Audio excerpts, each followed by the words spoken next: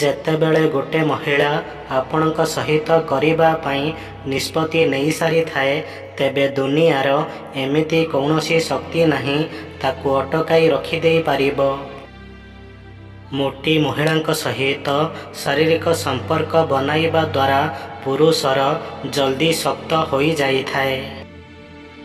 କାଦୁଅ ଓ ସ୍ୱାର୍ଥୀ ଲୋକଙ୍କ ଠାରୁ ସବୁବେଳେ ବଞ୍ଚିକି ରହିବା ପାଇଁ ଚେଷ୍ଟା କରନ୍ତୁ, କାରଣ ଗୋଟେ ଶରୀର ଖରାପ କରିଥାଏ ଓ ଅନ୍ୟଟି ମନ।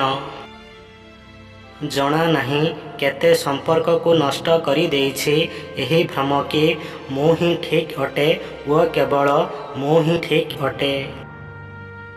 ଯଦି ଆପଣଙ୍କ ପାଣି ପୂରେଇବା କ୍ଷଣି ବାହାରି ଯାଉଛି ଓ ଆପଣ ନିଜର କରିବାର ସମୟକୁ ବଢ଼ାଇବାକୁ ଚାହୁଁଛନ୍ତି, ତେବେ ଏହି ଉପାୟ ନିଶ୍ଚୟ କରନ୍ତୁ।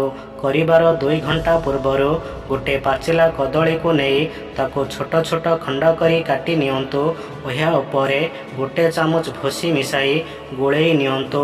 ଏହାପରେ ଏହାକୁ ଖାଇ ନିଅନ୍ତୁ ଓ ଖାଇସାରିବା ପରେ 1 ଗ୍ଲାସ ଉଷୁମ କ୍ଷୀର ପିଇ ନିଅନ୍ତୁ ଓ 2 ଘଣ୍ଟା ପର୍ଯ୍ୟନ୍ତ ଆଉ କିଛି ଖାଆନ୍ତୁ ନାହିଁ।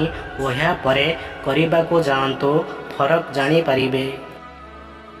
ମଣିଷ ନିଜର ରୋଜଗାର ହିସାବରେ ନୁହେଁ, ନିଜର ଆବଶ୍ୟକତା ହିସାବରେ ଗରିବ ହୋଇଥାଏ।